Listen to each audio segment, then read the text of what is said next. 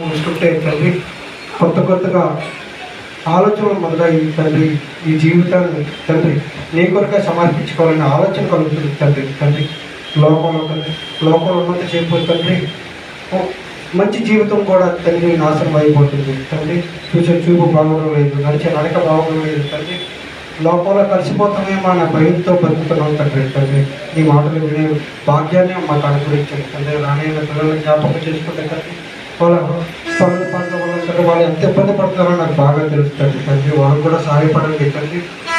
మంచి జీవితాన్ని వాళ్ళకి ఇవ్వండి తండ్రి. మంచి సమయాన్ని వాళ్ళకి ఇవ్వండి తండ్రి. వాక్యాల మళ్ళీ కలుసుకున్న భాగ్యాన్ని తండ్రి ఈ కుటుంబంతో ఉన్న తండ్రి ఈ సంఘంతో ఉన్న కుటుంబ సభ్యులను జ్ఞాపకం చేసుకోండి తండ్రి. ఏ ఒక్కరు రక్షించకపోకూడదనేది తండ్రి నీ ఆలోచన తండ్రి. మా ప్రయత్నం కూడా అదే తండ్రి.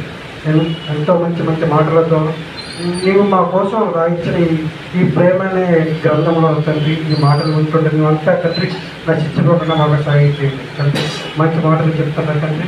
శుభ్రంగాన్ని జ్ఞాపకం చేసుకోండి తండ్రి. ఎంతమంది బోధకులు తండ్రి నీ మాటలు చేతపట్టుకుని ఈ సంఘంలో బోధిస్తుండగా తండ్రి ఉంటుండే నువ్వంతా తండ్రి వాక్యం అనే విత్తనాన్ని తండ్రి దాన్ని పెరిగి అభివృద్ధి చేసుకునే శక్తిని మాకు అనుగ్రహించవలసింది కోరుతూ తండ్రి ప్రార్థించమని కోరిన ప్రతి బిడ్డలకు జ్ఞాపకం చేసుకోండి తండ్రి. ఎవరైతే పేర్లు మర్చిపోయానో నాకైతే తెలియదు కదా తండ్రి.